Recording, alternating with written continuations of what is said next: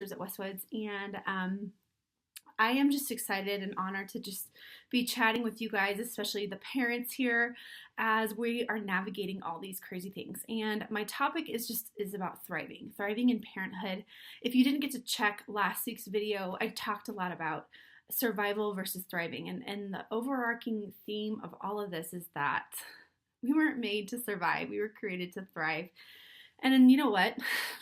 I've been in survival mode way more than I have been this whole year, it feels like. And we just actually had twins last May, almost a year ago. And believe me, I know what survival mode feels like, looks like. I've definitely been in that multiple times throughout this year. But these last few weeks have been weird. They've been so weird for me as a mom and as a parent, holding on to all sorts of different emotions. I'm homeschooling my son now, as many of us parents are doing, and I have active boys that miss going to the park and playing with their friends, and so we're just navigating a lot. We feel very grateful, but there are lots of times where I just don't feel like myself. I feel like I'm in survival mode. I feel like I'm just trying to get through the day. But here's the reality: is like, we're going to be at home for a while, all right? And so as I've started to like accept this as the reality, I've also been able to like take better steps to take better care of myself.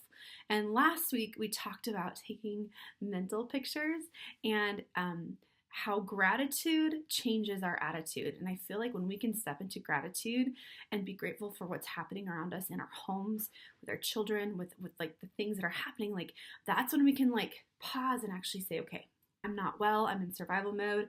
I gotta do something different. I gotta take some new steps in my life to go back to thriving and being the mom that I know I can be, and being the best mom I know I can be, because my my attitude and the way that I interact with my family impacts my family greatly. It impacts our environment as a home. And so we're home for a while. I want that environment to be happy. My goal for myself is for my children to look back at this and say, COVID was fun. COVID, we played together. We did this and that together, and like for them to have fond memories. I don't want them to look back and remember fear. I don't want them to look back and remember mom and dad yelling at them all the time. Like I want for them to look back and say like, yeah, we lived through that and this is what it looked like. And it was a good. And I believe that can still happen. And I know a lot of us are facing really hard circumstances, and so that may not be the case. But for me in our house, like we're trying to make the most of this. And so I want to help you do that too.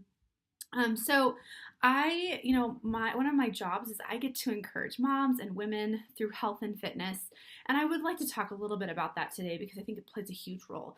But when I think about self-care, let's go back. So self-care is kind of what we're talking about today and how I go from surviving to thriving. That is my it's just my realization of like, something's happening here, whether it's my mind, my body, my soul, that I'm not taking care of. I'm not nurturing. I'm not doing my best with that. And therefore it's impacting the way that I interact with my children. It's impacting my patients and so forth. If you've flown on a plane and you've been around kids, or you have children yourself, the stewardess always tells you, like most of the time when I have my kids with me, the flight attendant, is that a word? Stewardess anymore? Flight attendant will stop and say, put your mask on before you put on your child's in the event of an emergency, right? I think most of us have heard that.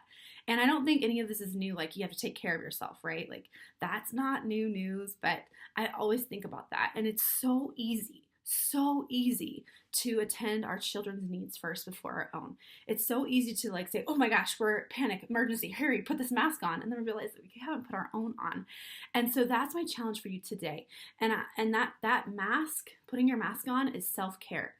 I think a lot of times when we hear the word self-care, we think about like going to the salon and getting our nails done, which isn't an option right now, or like getting a facial or something like that, which that's great. You're taking care of your nails, taking care of your face, like that's good. But I want to challenge us to take self-care to a deeper level.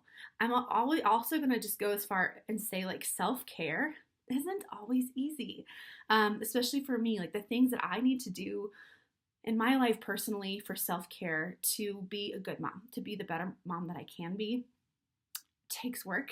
It takes effort. It takes a little bit of planning. But when I do it, I don't regret it. When I do it, I see change in myself. I see a change in my family. I see a change in our atmosphere and in our home. And so, I always tell my team and the ladies that I get to lead is like, we do hard things. And I have to press into that. Like, I don't want to get up in the morning earlier than my children. I would love to sleep in.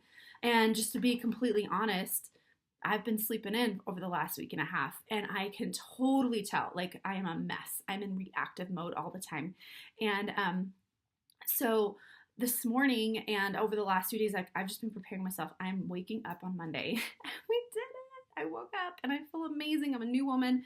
Got some things done before. I got to work out before. We started our day. And that just changed the trajectory of the rest of our day. And so I just want to talk about just a little bit of what that self-care might look like.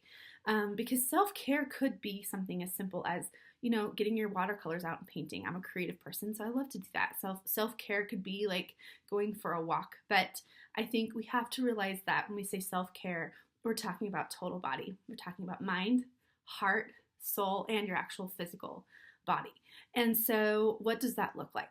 Okay, your mind. What are you reading?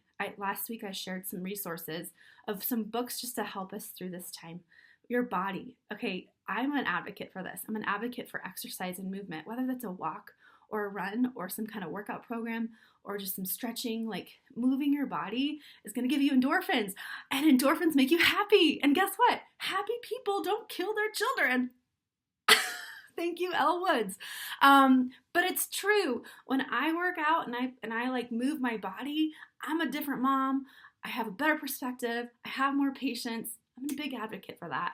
And just in any way you can do that. Move with your children. Do some PE outside. Like, move your body.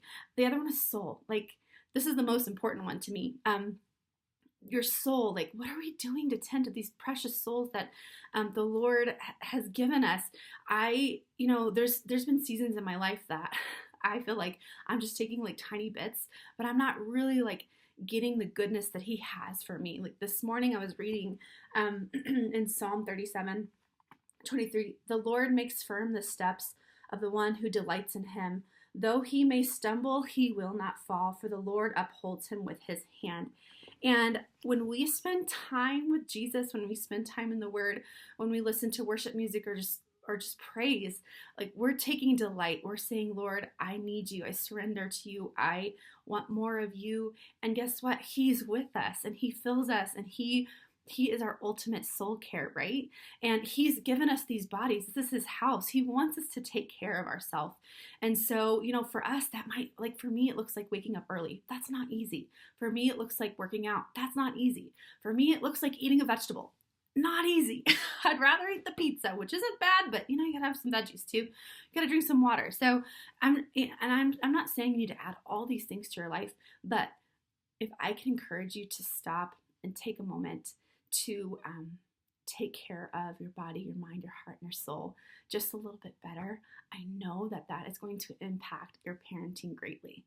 For heart care, for me, that's doing something creative. I think about like my friend Melissa. She's an incredible painter, and I love just looking at her Instagram just for inspiration and just like seeing the beautiful things she's making. Like, she's doing some heart care there, and I know she's like worshiping and praising in the midst of that too. And like, her husband Brady's been making spoons. My husband, I think, found some like soul care or heart care by cleaning our garage. He like fixed his environment. And for me, we're gonna do some watercolor painting after this. And so there's things or maybe you want to plant your garden, or maybe you want to spend some time outside. Like, that's all great things that will help us. And so can I just encourage you guys with this?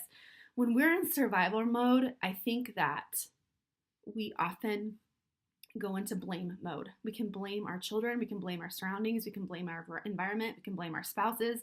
But when we're in thriving mode, that's when we're able to take ownership.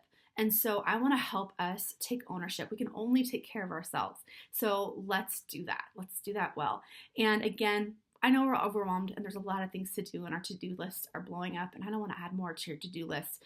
But if I can just encourage you to get your airplane mask on, whether that's maybe reading a little bit more or moving your body a little bit more or having a little bit more water or vegetables in your life, or maybe just reading something that will help you grow and just stay grounded, I guarantee you're going to see a little bit of change. And so best wishes to you all. I can't wait to see you next week. Have a great